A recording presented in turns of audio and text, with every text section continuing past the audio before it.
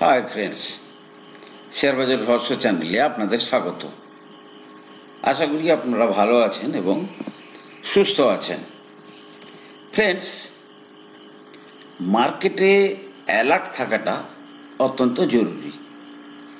আপনি long term investor হন, যাই হোক, মার্কেট সম্বন্ধে আপনার আইডিয়াটা যে ম্যাচিওর ভাবে হবে তার জন্য কিন্তু আপনার অ্যালার্টনেস থাকাটা জরুরি। কারণ কি, শেয়ার বাজার এমনই একটা জায়গা যেখানে প্রত্যেকটা খবরের পুঙ্খানুপুঙ্খভাবে মার্কেট তাকে কিন্তু ডিসকাউন্ট করে।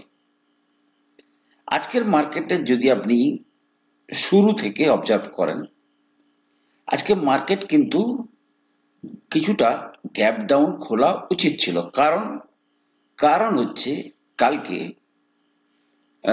ইউএস মার্কেট রাতে ভালোই ক্র্যাশ করেছে, অর্থাৎ 1-1.5% করে তারা, নাসডাক প্রায় 2%-এর কাছাকাছি এবং ডাউ জোন্স প্রায় 1%-এর কাছাকাছি নিচে ছিল। সুতরাং নর্মালি আমাদের মার্কেট নিচে আসছে, সেক্ষেত্রে মার্কেটের কিন্তু নিচে আসাটা মানে অ্যাটলিস্ট রিটেল ইনভেস্টর তারা কিন্তু আশা করেছিল।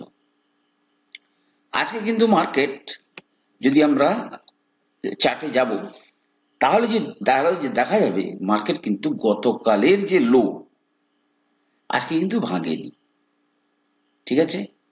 এবং প্রথম বেশ কিছুক্ষণ মার্কেট কিন্তু একটা ছোট্ট রেঞ্জের মধ্যে কাজ করছিল। আমি চার্টে গেলে এই ব্যাপারে আরো একটু ডিটেলস জানাবো যে কিটা হলো আজকে হঠাৎ করে মার্কেট, যে তার যে এই যে ফলটা অ্যারেস্ট হলো, সেটার পেছনে লজিক গুলো কি কি। যাক ফ্রেন্ডস, আজকে নিফটি আবার 25,000-কে ক্লেম করেছে। 25,000-এর যে সাইকোলজিক্যাল লেভেল, 25,013-তে গিয়ে বন্ধ হয়েছে, অর্থাৎ প্রায় 217 পয়েন্ট উপরে গিয়ে ক্লোজিং দিয়েছে। ব্যাংক নিফটি ক্লেম 51,000-কে ক্লেম করেছে, 51,021-এ গিয়ে ক্লোজ করেছে প্রায় 542 পয়েন্ট। আজকেও কিন্তু কনসার্নের জায়গা কিন্তু আছে। ডিআইআই 7,001 কোটি টাকার কিনেছে, কিন্তু এফআইআই 5,730 কোটি টাকার বিক্রি করেছে। Means this type of selling কিন্তু, এটা কিন্তু বাল্ক সেলিং হিসেবে কাউন্টেড হয়। কারণ কি, নর্মাল মার্কেটে এইভাবে সেলিং হয় না। Means money is going from India to other places, এটা কিন্তু সুনিশ্চিত হয়ে গেছে। যেটা আমরা সবাই বলছি, চায়নাতে যাওয়ার চেষ্টা করছে। সেক্ষেত্রে F2-র যে সেলিং, এটা কিন্তু প্রচন্ড পরিমাণে কনসার্ন। তাহলে ডাউন ট্রেন্ড অ্যারেস্টেড হয়েছে আর কিছুটা বাউন্স ব্যাক হয়েছে। কিন্তু একটা জিনিস ভুললে চলবে না, নিফটি কিন্তু ডাউন ট্রেন্ডে আছে। যেমন নিফটি যখন উপরে যায় তখন এক আধ দিন নিচে আসে, তেমনি ভাবে এখনো পর্যন্ত আপনাদেরকে ভাবতে হবে মার্কেট নিচে যেটা যাচ্ছে হয়তো এক আধ দিন উপরে থাকলেও থাকতে পারে। কারণ যে সমস্ত লং টার্ম বা মিডিয়াম টার্ম চিন্তাগুলো আছে সেগুলো কিন্তু এখনো পর্যন্ত কাটেনি। আচ্ছা, তাহলে সেলিং, একটু সেলিং কিন্তু এখনো পর্যন্ত খুবই কনসার্ন। কারণটা কি হলো না, গত পরশু গত পরশু কি গতকাল এক্সিট পোল যেটা এসছিল যে হরিয়ানাতে কংগ্রেস সুইপ করবে আর জেএন্ডকে-তে ইয়ে হবে, কি বলে, এনসি ন্যাশনাল কনফারেন্স এবং কংগ্রেস মিলে মেজরিটি পাবে। জেএন্ডকে-তে কিন্তু according to the exit poll এসছে, কিন্তু মূল জায়গাটা যেখানে সমস্যা হয়ে গেছে সেটা হচ্ছে হরিয়ানা। হরিয়ানাতে বিজেপি পরপর দুটো টার্মে কিন্তু তারা রুল করছে। This is the third term. তাদের কিন্তু অ্যান্টি ইনকাম্বেন্সি ছিল, কিন্তু আজকের রেজাল্ট প্রথমে 1 ঘন্টার মধ্যে কিন্তু দেখা যায় রেজাল্ট ধীরে ধীরে ধীরে ধীরে ঘুরতে শুরু করলো টুয়ার্ডস বিজেপি। অর্থাৎ বিজেপি হরিয়ানাতে হ্যাট্রিক করেছে এবং মার্কেট যতটুকু টাইম ওয়েট করার দরকার ছিল ততটুকু টাইম কিন্তু আস্তে আস্তে আস্তে আস্তে করে কিন্তু তারা দেখেছে। তারপরে কিন্তু মার্কেট আস্তে আস্তে করে তার কিন্তু যে গেইন সেটাকে কিন্তু বাড়িয়েছে। দ্বিতীয় যেটা আজকে অত্যন্ত হেল্প করেছে মার্কেটকে সেটা হচ্ছে ক্রুড প্রাইস 2% নিচে এসছে। ফ্রেন্ডস, আমি কেন এই ডাটাগুলো বলি, কারণ মার্কেট সেন্টিমেন্টে চলে। আজকে বিজেপি ধরুন ক্ষমতায় এসছে হরিয়ানাতে, তাতে কি এমন হয়ে গেছে? মার্কেট সেন্টিমেন্ট ইমপ্রুভ হয়েছে। ধরুন ক্রুড প্রাইস নিচে এসছে, মিনস মার্কেট সেন্টিমেন্ট ইমপ্রুভ হয়েছে। বিজেপি আজকের এই যে হরিয়ানাতে জেতা, এটা কিন্তু মার্কেটের জন্য একটা বিশাল বড় বুস্টিং ফ্যাক্টর, যেটা দীর্ঘমেয়াদে কিন্তু মার্কেটকে আপবিট রাখতে সাহায্য করবে। এবার আমরা একটু চার্টে যাব। চার্টে যদি দেখি, দেখুন গতকালের ক্যান্ডেল যদি দেখেন, গতকালের যদি আমি ওয়ান ডে ক্যান্ডেল দেখি তাহলে দেখতে পারবো ওয়ান ডে ক্যান্ডেলে দেখুন গতকালের যে ক্যান্ডেল, উইকলি ক্যান্ডেলে গিয়ে কিন্তু এই মানে উইকলি ক্যান্ডেলে কিন্তু এই যে পোর্শনটা, এই যে লাল পোর্শন এবং এটা আর নেই, এটা পুরোটা কি হয়ে গেছে? শ্যাডো হয়ে গেছে। এই দুটো পোর্শন শ্যাডোতে কনভার্ট হয়ে গেছে। মিনস উইকলি ক্যান্ডেলে নিফটি আজকের যদি গতকালের লো যদি দেখা যায়, সরি এটা আমি নিফটি না, ব্যাংক নিফটি যদি দেখা যায়, দেখা যাবে যে নিফটি গতকাল কততে লো করেছিল? গতকাল ছিল 24,694। আজকে কোথায় লো করেছে? 24,756-57 কাছাকাছি। মিনস নিফটি কিন্তু এবারে আজকে কিন্তু লোয়ার লো করলো, কিন্তু হায়ার হাই করেনি। লোটা কিন্তু গতকালের লো ভাঙেনি। সুতরাং এটাকে এই কারণে বলা হয়, যখন প্রিভিয়াস ডের ক্যান্ডেলের হাইও ভাঙে না, লো ভাঙে না, তখন সেটাকে বলা হয় ইনসাইড ক্যান্ডেল। ইনসাইড ক্যান্ডেলের তাৎপর্য অনেক বেশি। কারণ কি, যদি মার্কেট কালকে আগের দিনের ক্যান্ডেলের হাই ভেঙে দেয়, মিনস এই ক্যান্ডেলের 24শে অক্টোবরের ক্যান্ডেলের হাই ভেঙে দেয়, তাহলে কিন্তু মার্কেট আবার কিছুটা উপরের দিকে যাওয়ার কথা ভাববে। কিন্তু মার্কেটে এখন মেশিন কাজ করে, সেই হেতু মার্কেট কিন্তু অত্যন্ত বেশি মানে ইয়েদের জন্য, ট্রেডারদের মানে ইয়েতে দাপাদাপিতে মার্কেট কিন্তু টেকনিক্যাল জিনিসকে কম মানামানি করে। যাই হোক, সেটা প্রসঙ্গের ব্যাপার নয়। আমাদের প্রসঙ্গ হচ্ছে যে মার্কেট তাহলে আজকে ডাউন ট্রেন্ডটা বেশ কিছুটা অ্যারেস্ট হয়েছে। ঠিক আছে, নেক্সট যদি আমরা ভাবি যে কালকের ঘটনা প্রবাহ কিন্তু আবার আছে। কালকে কি আছে না, আরবিআই মনিটারি পলিসির মিটিং চলছে, গতকাল থেকে শুরু হয়েছে। কালকে খুব সম্ভবত 10টার সময় মনিটারি পলিসির অ্যানাউন্সমেন্ট হবে। এখন প্রশ্ন হচ্ছে মনিটারি পলিসিতে কোনো সারপ্রাইজ মুভ আসবে কি আসবে না। মার্কেট কিন্তু 90% মার্কেট ভাবছে যে আরবিআই কোনো ইন্টারেস্ট রেট চেঞ্জ করবে না। বাট পার্সোনালি আমার যেটা ব্যক্তিগত ফিলিং, কালকে আরবিআই কিছু এমন একটা করতে পারে। কারণ যদি গ্লোবালি সিচুয়েশন চেঞ্জ হয়ে যাচ্ছে, সবাই ইন্টারেস্ট রেট বাড়াচ্ছে, সবাই গ্রোথকে স্টিমুলেট করার চেষ্টা করছে, আর প্রেজেন্ট গভর্নমেন্ট তারা গ্রোথের উপর নির্ভরশীল, তারা কি এই মুহূর্তে এই সুযোগ মানে রেট কাট করার যে সুযোগ তারা কি ছাড়বে? এটা কিন্তু আমার কাছে একটা বড় প্রশ্ন। সুতরাং কালকের মার্কেটও কিন্তু অত্যন্ত তাৎপর্যপূর্ণ।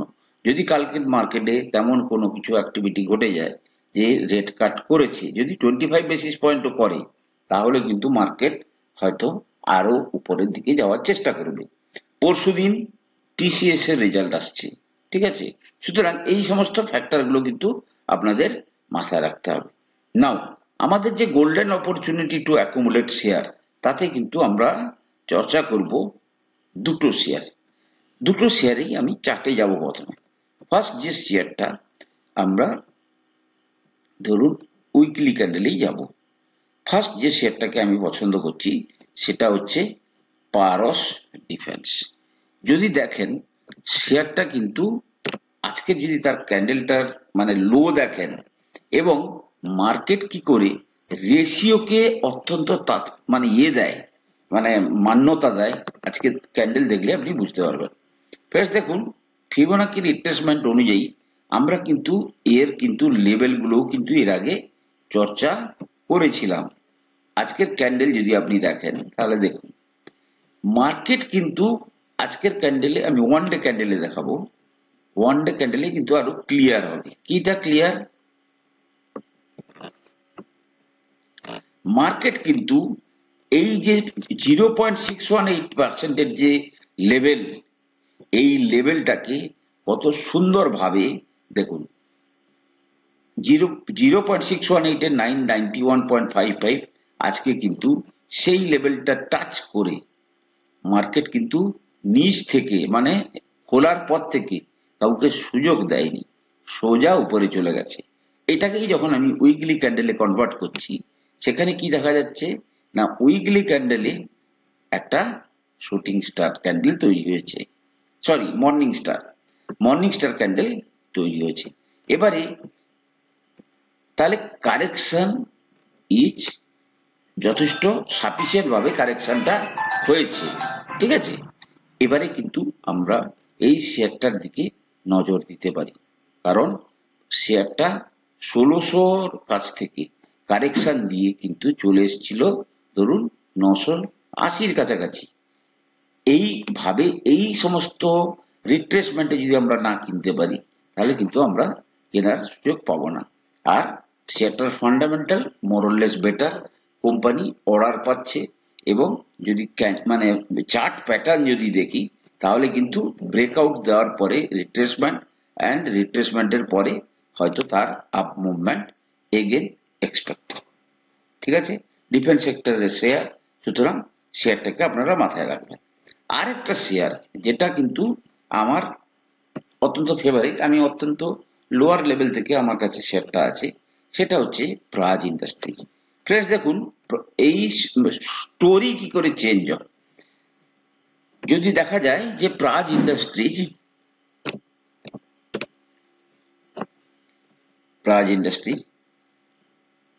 দেখুন, প্রাজ ইন্ডাস্ট্রিজে কিন্তু আমি কিন্তু এর আগেও আপনাদেরকে দেখিয়েছি। ওকে, আপনি যদি দেখেন একটা ইনভার্স হেড এন্ড শোল্ডার, একটা শোল্ডার, এটা হচ্ছে হেড এবং আর একটা shoulder, inverse head and shoulder pattern তৈরি হচ্ছে।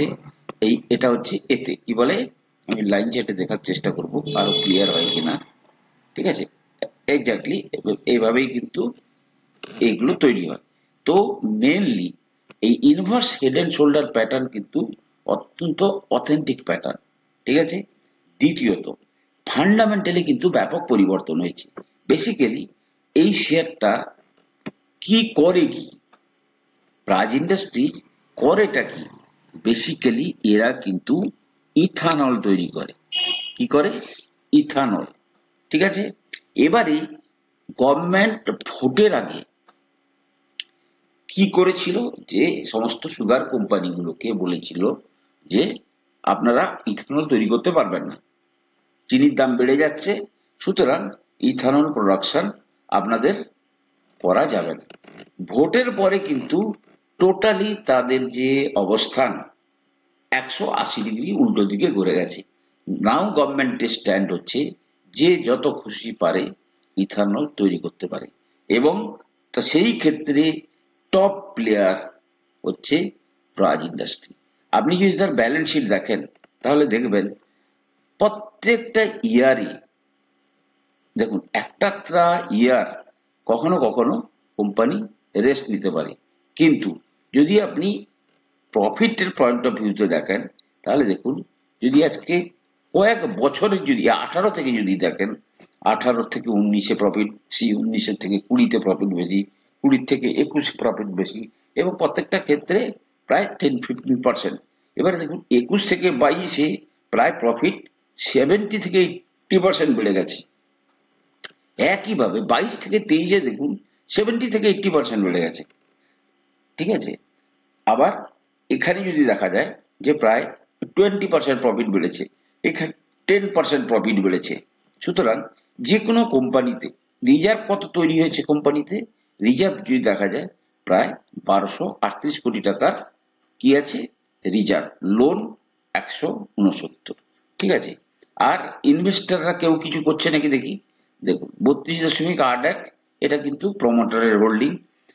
ডিআইআই কিন্তু একদম পুরো র্যান্ডাম মাল তুলছে, এবং এফআইআই কিন্তু কোনো মাল বিক্রি করছে না, বিক্রি কে করছে রিটেল প্লেয়াররা। এই শেয়ারটা কিন্তু যে প্যাটার্ন তৈরি হয়েছে তাতে এখান থেকে প্রায় 300 টাকার একটা মুভমেন্ট কিন্তু এক্সপেক্ট করা যাচ্ছে, কারণ এই যে লেন্থ, এই লেন্থের যে পরিমাণ সেটা প্রায় 350 টাকার কাছাকাছি। সুতরাং এখান থেকে প্রায় 1050-1100 টাকার দিকে কিন্তু শেয়ারটা মুভ করার সম্ভাবনা অত্যন্ত প্রবল ফ্রেন্ডস। তাই এই শেয়ারটার দিকে কিন্তু আপনারা নজর রাখবেন। ওকে, তো ফ্রেন্ডস, আমি কোনো সেবি রেজিস্টার্ড অ্যানালিস্ট নই। কোনো শেয়ারে কেনা বা বিক্রির আগে আপনারা কিন্তু আপনাদের ফাইন্যান্সিয়াল অ্যাডভাইজারের পরামর্শ নিয়েই কিন্তু মার্কেটে কেনা বা বিক্রির সিদ্ধান্ত নেবেন। ভালো থাকুন, সুস্থ থাকুন, কথা হবে পরের এপিসোডে।